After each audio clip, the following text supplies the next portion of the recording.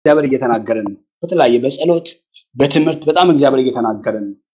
እግዚአብሔር ደግሞ ዝም ብሎ ህዝቡን አይሰበስብም፣ ዝም ብሎ ደግሞ አይናገርም። አንዳች የሚቀርጸው የሚቀየው ነገር አለ። አሜን። እግዚአብሔር ሲናገር ዝም ብሎ ይናገራል ማለት ዝም ብሎ አይናገርም።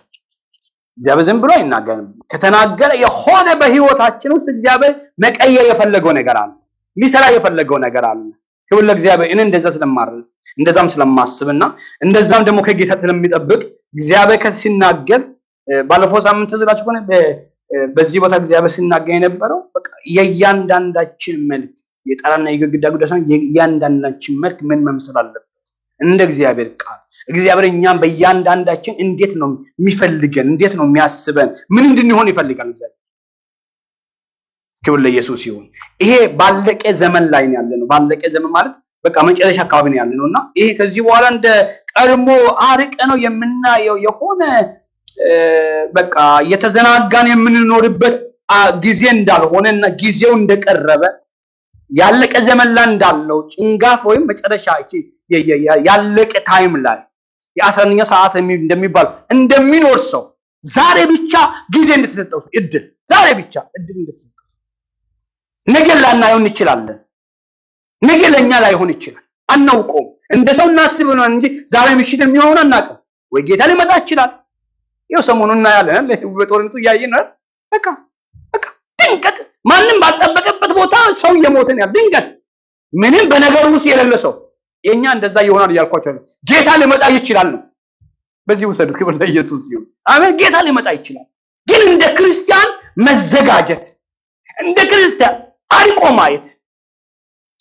ማየት ከራስ ካጠርንበት ከገባንበት ከራሳችን ዓለም ወጥተን እግዚአብሔር ሊያሳየን የፈለገውን ማየት መንቃት። በአይምሯችን ያጠርነው ነገር አለ። የኔ ነገር እኔ ብለን ያጠርናችሁ ሆነ አጥራለች። ከዛ ባውንደሪ መውጣት እግዚአብሔር እንድናይ የሚፈልገው ነገር አለ። ግን እኛ ደግሞ ያየነው ያሰብንበት ቦታ አለ።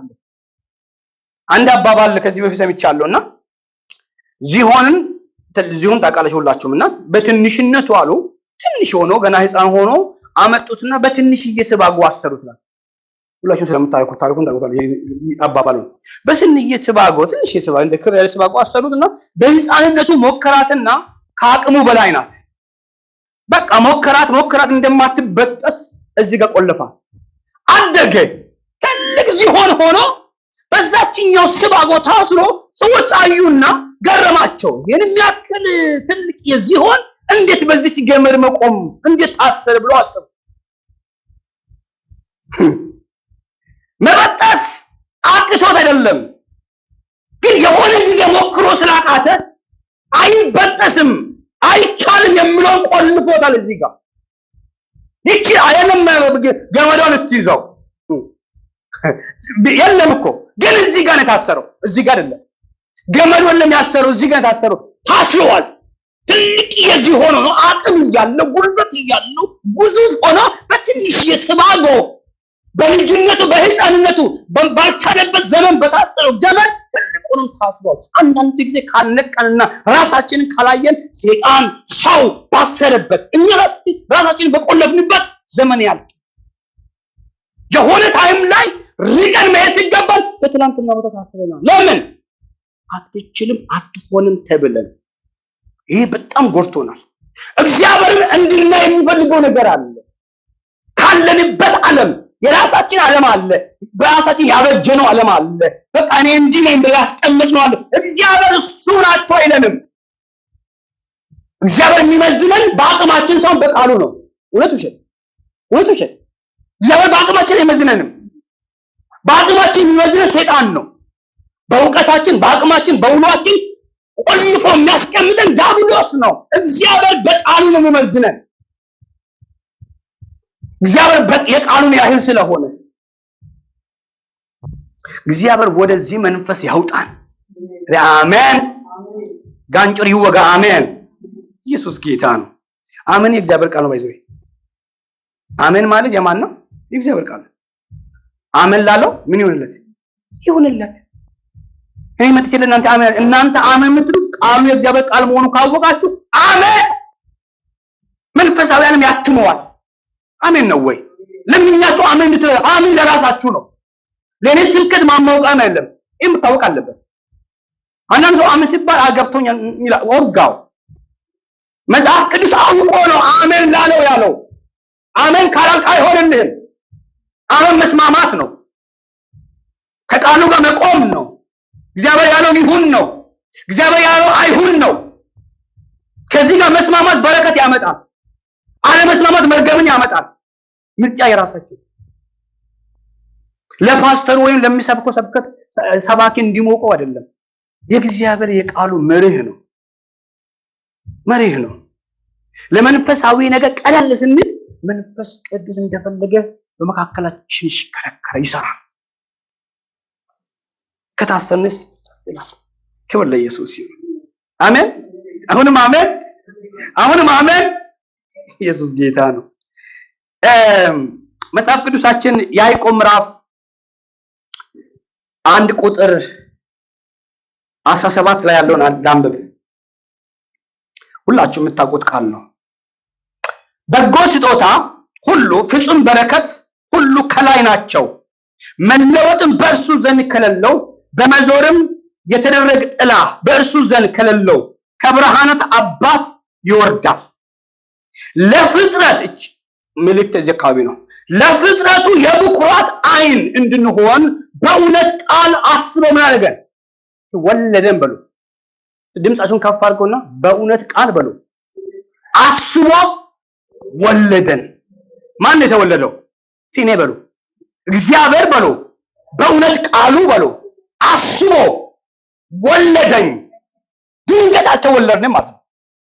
ድንገት አይደለንም። እግዚአብሔር አስቦ ነው የወለደን። በቃሉ ነው ያመጣው። ኢየሱስ ክርስቶስ ጌታ ነው። ካለ ወራን ይላል አስቦ ወለደን። ስለዚህም የተወደዳችሁ ወንድሞቼ ሆይ ሰው ሁሉ ለመስማት የፈጠነ ለመናገር የዘገየ ለቁጣም የዘገየ ይሁን። የሰው ቁጣ የእግዚአብሔርን ጽድቅ አይሰራምና። እግዚአብሔር አምላክ እናመሰግናለን። ለስምህ ክብር ይሁን። አንተ ትናገራለህ፣ ለሚሰማው ሕይወትን ለሚሰማ ለሚታዘዝ በረከትን ትሰጣለህ። ቃልህ ደግሞ እግዚአብሔር አምላክ ወደ እያንዳንዳችን ሲመጣ ሊሰራን ሊለውጠን ነው።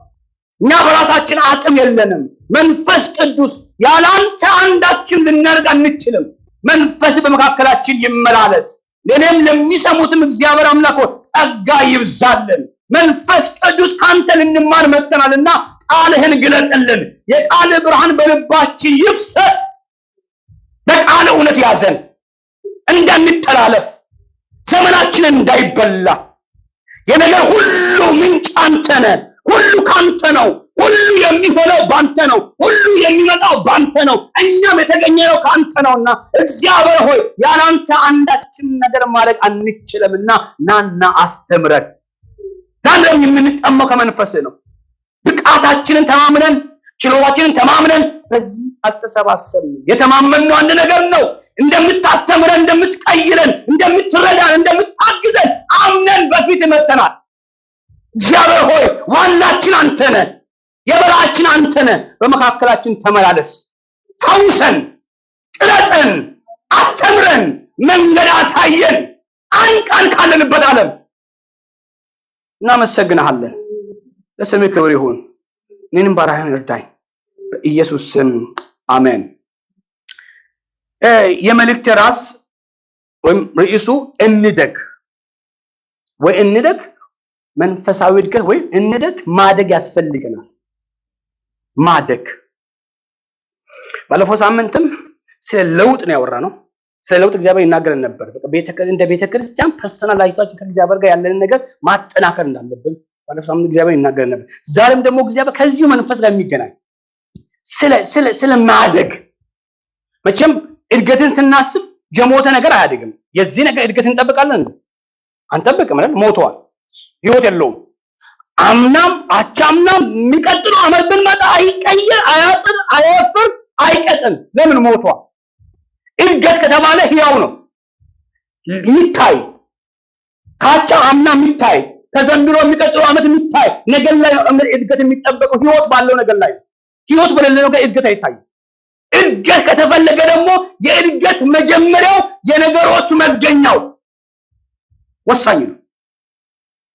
ፍጥረታዊ ዓለምን ስናይ እያደገ የሆነ ጊዜ ላይ ደግሞ እድገቱ ይቆምና እያረጀ ወደ መሞት ይሄዳል አይደል? አንድ ነገር እኛም ተወልደን አደገን የሆነ ቦታ እድገት ይቆምና ከዛ እያረጀ ነው የሚሄደው አናደርግም። አንድ ግን የእድገት መለኪያ የእድገት ማብቂያ የሌለ ህይወት አለን። ክብር ለኢየሱስ ይሁን። አሁን ስለ አካላዊ እድገት አይደለም ማወራው፣ የፊዚካል እድገት አይደለም ማወራው። ነገር ግን ይሄ መንፈሳዊ እድገት ማብቂያ የለውም። አድጌ ጨርሻለሁ አይባልም፣ መቋጫም የለውም። አንድ ሰው የፈለገው መጽሐፍ ቅዱስ ቢያነብ የፈለገው መንፈሳዊውን ነገር በእውቀት ደረጃ ቢይዘው መንፈሳዊ ዓለም አድገሃል አይለው። እስኪሞት አርጅቶ እስኪሞት ስጋው ከዚህ ምድር እስኪለይ ድረስ አያበቃም። እድገት ማብቂያ የለው፣ መቋጫ የለውም። የትኛው መንፈሳዊ እድገት? ብዙ ጊዜ ያንን ነገር ማሰብ አንችልም፣ አንነቃም። ያወቅን የበቃን የሚመስልና የሆነ ቦታ እንቆማለን። ግን የእግዚአብሔር ቃል ሊያሳይ የፈለገ ነገር ባለማየታችን አንድ የምንተላለፈው ነገር አለ። ሐዋርያው ጳውሎስ ያን ሁሉ መጽሐፍ ጽፎ ያን ሁሉ መልእክት አስቀምጦ ፊልጵዎስ ላይ ምንድነው የሚለው? እኔ ምንም እንዳላስኩ ይልቅ ከፊት ያለው ለመያዝ ምን አደርጋለሁ? ያን ሁሉ መልእክት አስቀምጦ ሶስተኛ ሰማይ ገባ ተብሎ ስለሱ ታሪክ ተነግሮ እኔ ክርስቶስን መስያለሁ ብሎ ምድራዊ የምድራዊ ህይወቱን ገሎ መንፈሳዊ ነገሩን ብቻ ያዘ ሰውዬ ጨርሶ ምንም አልያመርኩም፣ ምንም አልያዝኩም። የኋላ ታሪክን እየዘጋው አንድ ያላየሁት አለ ምን አፍቆን ለሚያት ዘረጋሉ። ለካ እድገት ማብቂያ የለውም። መንፈሳዊ እድገት ማብቂያ የለውም፣ ማብቂያ የለውም። ምን የሚዘጋው ነገር የለንም። በየቀኑ የምንቆፍረው ነው ምድራዊ ዕውቀት፣ ምድራዊ እድገት እንዳልኳችሁ ነው። አድገን 30 40 70 ወይ 65 ይሰጥ ከዛ አንቀጥል ወይም ከ20 ከ30 አንቀጥልም እንጂ ከዛ በኋላ እድገት ይቆምና ወዴት ነው? ወደ ታች ነው፣ ወደ ማርጀት ነው። ለካ ምድራዊ ይሄ ፈጥራ እግዚአብሔር ያስቀመጠው የፍጥረቱ ዓለም የሆነ እግዚአብሔር ያስቀመጠው ኪዳን አለው፣ ህግና ስርዓት አለው፣ የሚያበቃበት አለው። አንድ ግን የማይበቃ ግን መንፈሳዊ እድገት አያበቃም፣ መቋጫ የለውም። የኛ ነገር ደግሞ ተቀምጦ እዛ ውስጥ ነው። እድገት ናፍቆት አይደለም፣ እድገት ሂደት ነው። መንፈሳዊ እድገት ናፍቆት አይደለም፣ ሂደት ነው፣ ፕሮሰስ ነው፣ በሂደት ነው። በተአምር ያደገው በተአምር ያገኘነው አንድ ነገር ብቻ ነው፣ ድነት ነው። ያለ ስራ ያለ መቆፈር ያለ ድካም ያገኘነው ምንድነው? ድነት ነው። ከዛ ውጪ ያለው ሂደት ነው። በየቀኑ በየደቂቃው የእግዚአብሔር ቃል እንዲሰራን በመፍቀድ ውስጥ የሚገኝ ሂደት ነው። ለዚህ ነው ቅድም ባነበብነው ቃል ላይ ምንድነው የሚለው? አስቦ ምን አድርገን በእውነት ቃል አስቦ ምን አድርገን የተወለድነው በምንድን ነው? ለማደግ ምን ይቀድማል? መወለድ። ያልተወለደ አያድግም። ደግሞ የተወለድንበት ይህ ቃል ደግሞ የምናድግበትን ቃል ነው። የተወለድንበት ቃል የምናድግበት ቃል፣ የምንኖርበት ቃል፣ የምናገለግልበትን ቃል ነው። ክብር ለመንፈስ ቅዱስ ይሁን። ከኔ ጋር ናችሁ? የተወለድንበት ቃሉ ነው። ያ ቃል ደግሞ የሚያሳድገንም ቃል ነው። ያ ቃል ደግሞ የምንኖርለትም ቃል ነው፣ የምንኖርበትም ቃል ነው። ያ ቃል ደግሞ የምናገለግለውም ቃል ነው። ያን ቃል እግዚአብሔር በቃሉ አስቦ ሲያመጣን በቃሉ ሲወልደን ያ ቃል ደግሞ እንዲያሳድገን ምን ማለት ነው? መፍቀድ፣ መሰጠት፣ ራስን ለዛ ቃል ጋር ከቃሉ ጋር መወደዳችንን እርግጠኛ ከሆነን የተወለደ ነገር ማደጉ አይቀርምና ሕያው የሆነ ነገር የሚወለደው ሕያው ነገር ደግሞ ማደግ አይቀርም። ማደግ ያስፈልገዋል።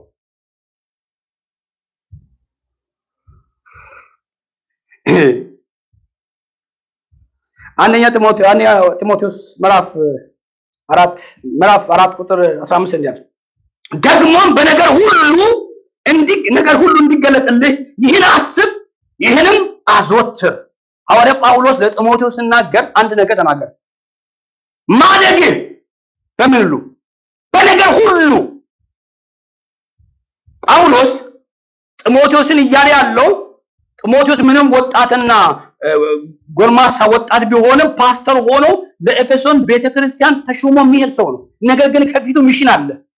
ሚሽን ስላለው እንዲህ አለው ጳውሎስ ማደግ በነገር ሁሉ እንዲገለጥ ይህም አድርግ፣ አስብ፣ ከዛስ አዘወትር። አስብ፣ አዘወትር ምኑን ሊል ነው አልነገረውም። ይህንን አለ ማንም ታናሽነትን ማንም ያለህን ነገር እንዳይነቀ ይህን አስብ፣ ከዛም አዘወትር። ለምን በህይወት ዘመኑ መሪ ሆኖ የሚመራ በህይወቱ ላይ እግዚአብሔር ያመጣው ሚሽን ወደሚቀጥለው ጄኔሬሽን ለማስተላለፍ አንድ ግን ጢሞቴዎስ መጠንቀቅ ያለበት ማወቅ ያለበት ነገር አለ። እግዚአብሔር የሚቀጥለው ሚሽን የሚሰጠን ሲተማመንብን ነው። እግዚአብሔር አንድ ኃላፊነት የሚያመጣው ሲተማመንብን ነው። ካልተማመነብን እግዚአብሔር አይሰጠንም። ትዝላችሁ ከሆነ እግዚአብሔር አንደኛ ነገሥት ምዕራፍ 17 ላይ ሳኦልን እግዚአብሔር በህዝቡ ጥያቄ ንጉስ እንፈልጋለን ብሎ ንጉስ እንፈልጋለን የሚታይ ከፊታችን የሚንቀሳቀስ የሚያወጣ የሚያገባንን ንጉስ እንፈልጋለን በንጉስ እንመራለን አለ ነው ፈልጋቸዋል። ሳኦልን ጠራና ቀባው እግዚአብሔር ሾሞ። ሳኦል ግን ራስ ወዳድና ክብር ፈላጊ ነገን ማየት የማይችል በአሁን የታሰረ ስለሆነ እግዚአብሔር የሚቀጥለው ሚሽን አልተማመነበትም። ለምን? ማደግ የማይፈልግ ሰው ነው። ያሁን ነገር ናፋቂ እንጂ የነገ የእግዚአብሔር ፕላን የማይገባው ሰው ነው። አየና እግዚአብሔር ሳሙኤል አይቀጥልም አለ። ከሱ ጋር ኪዳን አይቀጥልም። የልብን ሳይሆን የልቡን የሚመኝ ሰው ነው። የውስጥን ጮህ ሰው የውስጡን ጮህ የሚፈልግ ነውና አይቀጥልም አለ። ከሱ ጋር የሚኖረው ነገር አይቀጥልም። ከሱ ይልቅ የልብን የሚፈልግ ሌላ ሰው አለኝ። ከዚህ በኋላ ከሱ ጋር አልቀጥልም ማለት ነው። እግዚአብሔር ማይተማመንብን ከሆነ ማናድግ ከሆነ አድገን የሚያመጣው ኃላፊነት የሚቀጥል ነገር ታማኝነት በህይወታችን የማይገለጥ ከሆነ እግዚአብሔር ሚሽኑ ወደ ህይወታችን ያመጣል። ለዚህ መጽሐፍ ግን በጥቂቱ የሚታመን በብዙ ነው ይሾማል። እግዚአብሔር የሚተማመንበት የሚያድግለትን ሰው ለሚቀጥል ሚሽን ይተማመንበታል። ለዚህ ነው ጳውሎስ ማደግ በነገር ሁሉ እንዲገለጥ ይህን አስብ ከዛም አዘወትር አለና ያንተ ብቻ ሳትሆን ለምትገባበት ሚሽን ለምትረከበው ህዝብ ለራስ ጤናማ ስትሆን ለምታስተላልፈው ጤናማ ነገር ስለምታስተላልፍ ወዲህ ብቻ ወዲያም ነው እንዲያለው ተጠንቀቅ ካለ በእነዚህም በንጹህ ብታደርግ ራስህንም የሚሰሙንም ታደርጋለህ ታድናቸዋለህ። ቀጥሎ ታሪኩን ስታነቡ ራቅ የሚላቸው ብዙ ነገሮች አሉ አይደል? ራቅ የሚላቸው ለምን ለኃላፊነት ለእድገት የማይመቹ እድገትን የሚያቀጭጩ ለመንፈሳዊ ነገር ማነቆ የሚሆኑ ብዙ ነገሮች አሉ። ጳውሎስ ሽሽ አለው። ራቅ እነዚህ እድገትን ይገታሉ፣ መንፈሳዊ ነገር ያጨልማሉ። የእግዚአብሔር ኃላፊነት እንዳትቀበል በምድራዊ ነገር አንቆ ይዙሃል። ከነዚህ ሽሽ ራቅ ብሎ እግዚአብሔር ጳውሎስ ለጢሞቴዎስ ይህን ይናገራል። ቅድም እንዳልኳችሁ በጣም የሚገርም ለማደግ መወለዳችንን ካወቅን ሉቃስ ላይ ሲናገር ቅድም እንዳነበኩት ቅድም ሲጸልይ ነበር። ሉቃስ ሲናገር ስለ ኢየሱስ ህፃኑ አደገያልና አደገ በሁለት መንገድ ነው። ፊዚካልም ስፒሪቹዋልም ነው የሚያሳየው። በቁመት ይላል የሚታየው ነው። በእውቀት አለ ውስጣዊ ነው። በሞገስ በእግዚአብሔርና በማን ፊት? በሰው ፊት። አያችሁ፣ ይሄ እግዚአብሔር ፊት ማለት ይሄ መንፈሳዊ የእግዚአብሔር ኃላፊነት የመሸከም ህይወት ነው። የሚቀጥለው ሚሽን የእግዚአብሔርን ፍቃድ የሚያሻግር መሆኑን ነው የሚያሳየው። አሜን። ክብር ለኢየሱስ። ከኔ ጋር ናቸው። አየ በሰውና በእግዚአብሔር ፊት በቁመት በእውቀት በሞገስ ሁለንተናዊ እድገት የሆነ አንድ ከፍል የሆነ ቃላት ብቻ የሆነ ፊደል ብቻ ሳይሆን መንፈሳዊው ምድራዊውም አካላዊውም እግዚአብሔር የሚፈልገው ህይወት በሚገባ አደገ። እግዚአብሔር የሚፈልገው ነገር ነው። የእግዚአብሔር ሐሳብ የሚቀጥል ነገር ስለሆነ ለዛም በሰው ፊት የሚታይ ነገር አለው። በእግዚአብሔር ፊት የሚቀጥለው ሚሽን የሚያሳይ ነው። እግዚአብሔር እንደሚተማመንበት የእግዚአብሔር ፍቃድ እንደሚፈጽምበት ያን የሚያሳይ ነው። ሞገስ ከማን ነው? ከእግዚአብሔር ነው። ይሄ ማለት የኢየሱስ ክርስቶስን ምድራዊ ኑሮ የሰዋዊ ማንነቱን እኛ የተላበስነው እየኖርን ያለው ኑሮም የሚገልጽ ነው። ክብር ለእግዚአብሔር ይሁን። ጌታ ኢየሱስ በዚህ ምድር ሲኖር ፍጹም ሰው ነው። ፍጹም ሰው ነው። መንፈሳዊነቱን ይሄ አምላክነት ባህሪው ሳይሆን ፍጹም ሰው መሆኑን የኛውን የለበስነው ስጋን ነው ምሳሌ የሆነው። አሁን እየኖርን ያለው ስጋን ነው ምሳሌ ያደረገው። ያንን ማንነት ነው ምሳሌ ያደረገው። ስለዚህ ነው በሰው ዘንድ ነቀፌታ እንዳይገኝበት የሚናገረው ነገር ወደ ሰው ጆሮ ሲመጣ ሰው ጆሮ የማይኮረኩርበት አሜን ብሎ ሰው የሚቀበልበት ሪሲቭ የሚያደርግበት ነገር እንዲሆን ልክ ጳውሎስ ቅድም ለጢሞቴዎስ ማንም ታናሽነትን ያለው እኮ ንግግሩ አይደለም። የእግዚአብሔር ሐሳብ በሱ የሚመጣው ነገር ቀሎ እንዳይገኝ ሚቀለው የእግዚአብሔር ቃል ሳይሆን በሰውዬ ማንነት ቀሎ እንዳይገኝ ባልተገባ ቦታ በመዋሉ ባለማደጉ ባለመረዳቱ የእግዚአብሔር ነገር አልፎ ሊሄድ በሚገባው ልክ እንዳይያስ ማንም ታናሽነት ማለት አይናቁ። ታናሽነት ከተናቀ ይዘ የመጣው ነገር ምን ይሆናል? ይቀላል። እና አንድ 3 ነጥቦችን ሰጣችኋለሁ። አንደኛ ማደግን ካወራን ለማደጋችን ትልቁ ነገር ከተወለድን ማደጋችን ትልቁ ነገር ማስወገድ የሚገባን ነገር አለ። ይሄን ከልብ ስሙ። ማስወገድ የሚገባን የምናስወግደው ነገር አለ። ልክ አንድ ህፃን ሲወለድ እንዲያድግ ወዲያውኑ ምንድነው የሚደረገው? ተናገሩ። አንድ ህፃን እንደተወለደ እንዲያድግ ምንድነው የሚደረገው? ምግብ ጡት ነው። ጡት በማህፀን ጡት ይጠባ ነበር። በምን ነገር ሲያድግ የነበረው? ልክ እንደተወለደ የመጀመሪያው የእንግዲህ ልጅ ነው ከሱ ላይ የሚቆጥሩት። የእንግዲህ ልጅ ማለት በእናቱ ማህፀን በነበረበት ጊዜ ያድግ የነበረው በምንድን ነው? በአፉ አይደለም አይደል? ያድግ የነበረው በእናቱ በኩል በሚመጣው በዚህ በእንግዲህ ልጅ በዛ በኩል ነበር የሚመገበው። ይሄኛው ወደዚህ ከመጣ በኋላ እንዲያድግ ከተፈለገ ያ መዘጋት አለበት፣ ያ መወገድ አለበት። ለምን? ሕያው ሆኖ እንዲያድግ። እናቱ ማህፀን ያድግበት የነበረው ማንነት ወልዶ አድጋለሁ በዚህ መገባለሁ ካለ ህይወቱ ይሞታል። ለዓላማ አያድግም። በዛኛው ዓለም የኖረበትን የበዛኛው ዓለም ያደገበትን ያንን መንፈስ ያነስታ ያንን ልምምድ እዚህኛው መጥቶ ያንን ለጋር ቆል አያድግም። ለእድገቱ ማነቆ ነው ይሄ።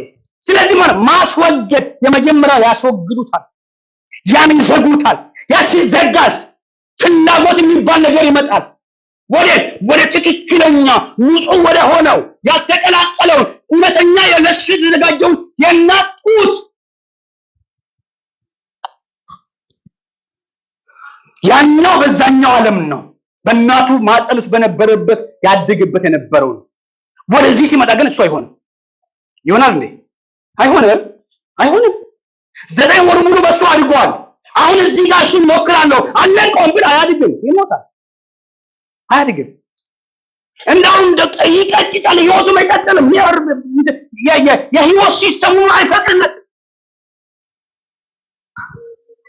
አንደኛ ጴጥሮስ ምዕራፍ 1 ቁጥር 23 ደግሞም ይላል የተወደዳችሁ ወንድሞች ከሚጠፋው ዘር አይደለም በሕያውና ለዘላለም በሚኖረው በእግዚአብሔር ቃል ከማይጠፋው ዘር ተወልዳችኋል አለ። በኋላ ቁጥር 2 ምዕራፍ 2 ቁጥር 1 ደግሞ እንዳለ እንግዲህ ይላል ከተወለዳችሁ እንግዲህ ክፋትን ሁሉ ተንኮልን ሁሉ ግብዝነትንም ቅንዓትንም ሐሜትንም ሁሉ አስወግዳችሁ ጌታ ቸር መሆኑን ቀምሳችሁ እንደሆነ ለመዳን በእርሱም እንድታደርጉ አሁን እንደተወለደ ሕፃን ተንኮል የሌለበትን ምኑን የቃሉን ምን ወተት ተመኙ።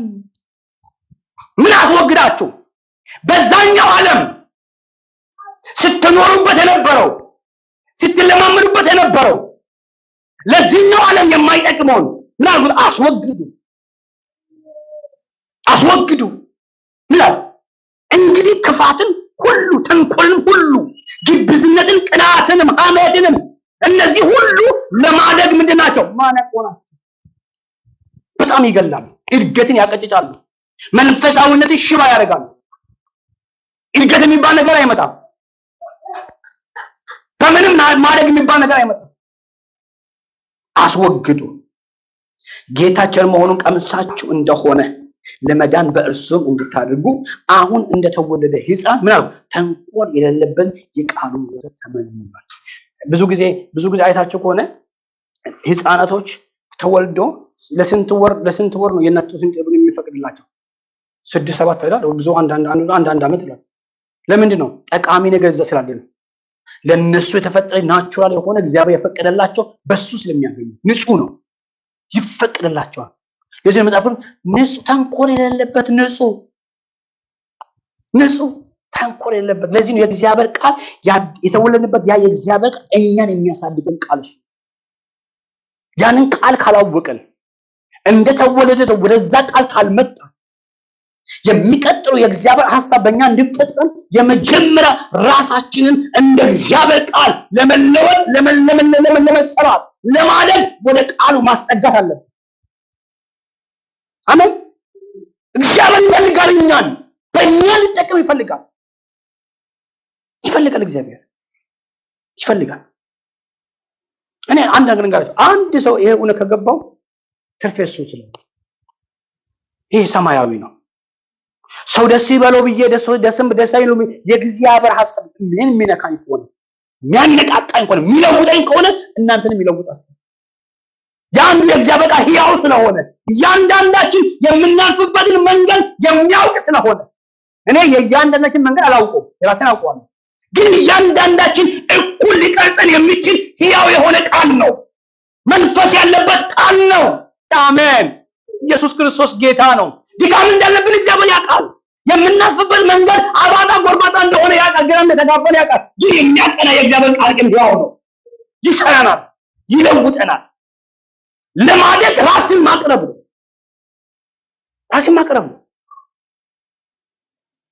ነው። ያንን ማስወገድ አለብን። ሁለተኛ ለማደግ እንዳልኳችሁ ራስን ማቅረብ።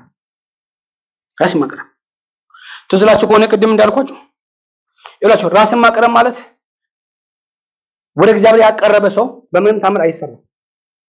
መጽሐፍ ቅዱስ በሩቁ ይከተሉ ነበር አይልም? በሩቅ ይላል።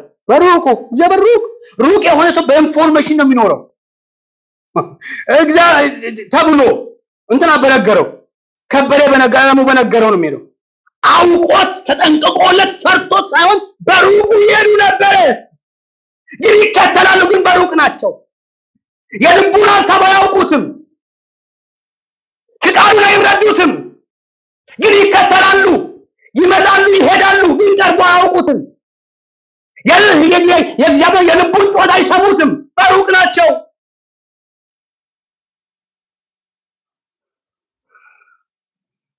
ያዕቆብ 4 ላይ እንዲህ ይላል፣ ወደ እግዚአብሔር ቅረቡ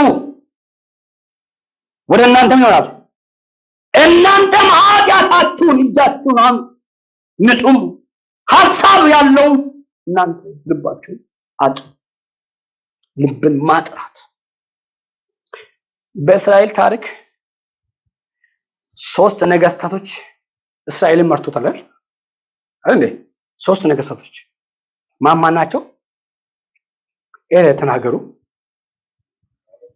ሳኦል፣ ዳዊትና ሰለሞን። ሶስቱም የሚገርመው ተመሳሳይ ህዝብ ነው የመሩት። ያው የእስራኤል ህዝብ ሶስቱም አንድ አይነት የዘመን ቁጥር። ሳኦልም 40 ዓመት፣ ዳዊትም 40 ዓመት፣ ሰለሞንም 40 ዓመት። ሶስቱ ማን ሾሙ? እግዚአብሔር ነው ሾሙ። ሶስቱ ግን ከእግዚአብሔር ጋር አብሮነታቸው ከእግዚአብሔር ጋር የነበራቸው ጉዞ ይለያያል። ሳውል በሩቁ ነው፣ በሩቁ በጣም በራቀ ልብ ከእግዚአብሔር በሸሸ ልብ። ቅድም እንዳልኳችሁ ልቡ ትዕቢተኛ ነው ሰውየው። ግርማ ሞገስ አለው፣ የእግዚአብሔር ልብ ግን ያለው እግዚአብሔርን ከመስማት ይልቅ የራሱን ጮት ነው የሚሰማው። እግዚአብሔር የሚፈልገውን ሳይሆን እሱ የሚፈልገው ነገር ላይ ነው የሚደክመው። እግዚአብሔር ባለው አቅጣጫ ሳይሆን እሱ ይሆናል ብሎ ማሰብ መንገድ ነው የሚሄደው። ስለዚህ በእሱና በእግዚአብሔር መካከል ርቀት አለ፣ መለያየት አለ። የእግዚአብሔር የልቡን ጮት ሳይሆን እሱ የልቡን ጮት ነበር ማሰብ። ስለዚህ በመጽሐፉ የሚሰማው ምንድን ነው? የሚሰማው ምንድን ነው? እግዚአብሔር እንደዛ ነው እንዲህ ያለው አለ። እንደዛም ሆኖ ማይደነግጥ ደንዳና ልብ ያለው አይደነግጥም። አዎ አለ ብሎ ለንሳ የሚቀርብ አይደለም፣ ሩቅ ነው። የእግዚአብሔር ባህሪ ያልገባው ዳዊት ደግሞ በጣም የቀረበ በጣም የቀረበ እግዚአብሔር እንደልብህ ያለው የእግዚአብሔር ድምጽ የሚሰማ በሕፃንነቱ በታናሽነቱ በሰው አይን በማይገባበት ጊዜ እግዚአብሔር የመረጠው የእግዚአብሔር ልቡን ሐሳቡን የሚያውቅ መንገዱን ሁሉ እንደ እግዚአብሔር ሐሳብ ካልሆነ የሚዘጋ ጠላቱ በእጁ ገብቶ እግዚአብሔር በቀባው እግዚአብሔር ስም በተጠራው ላይ እጄን አላነሳም ብሎ የሚጠነቀቅ ሰለሞን ደግሞ በተከፈለ ልብ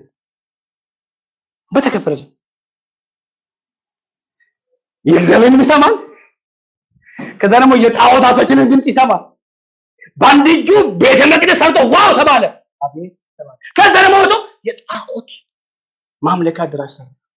መጨረሻ ላይ እግዚአብሔር የሚጸየፈውን ለራሱ የጻፈውን ትምህርት ስለ ትዳር ስለ ታውቃላችሁ ታሪኩ ተቃራኒ እግዚአብሔር የሌለበት መንገድ ተከደሰ። እነዚህ ሶስቱ በእግዚአብሔር የተቀቡ ነው፣ ግን እግዚአብሔር ጋር የነበራቸው ልብ ይለያያል። ዛሬም ቤተክርስቲያን እንደዛው ነው ያለችው። እንደዛ ልብ ነው ያለ፣ የተከፋፈለ ልብ ነው ያለ። እግዚአብሔር ወደ አንድ እንመለስ ይፈልጋል። አሜን። ወደ እውነተኛ ልብ እንመለስ። በቃ በእግዚአብሔር ፊት ራሳችንን ማቅረብ እያመንን ማቅረብ ቃሉ እንዲሰራን እንዲለውጠን እድገታችንን እንለካ። አድጌያለሁ ወይ? አድጌያለሁ ምንድን ነው? አድጌያለሁ በምንድን ነው የምንተረጉመው? በምንድን ነው የምንፈታው? ማደጋችን በምንድን ነው የምናውቀው? ማደጋችን መስበክ መቻላችን ነው? ማደጋችን ቴዎሎጂ መማራችን ነው? ማደጋችን ጥቅስ መናገር መቻላችን ነው ወይስ ምንድነው ማደጋችን? ማደጋችን የእግዚአብሔር ፍቃድ በልባችን የእግዚአብሔር ፍቃድ ህይወታችን ውስጥ ዋና ሆኖ የኛ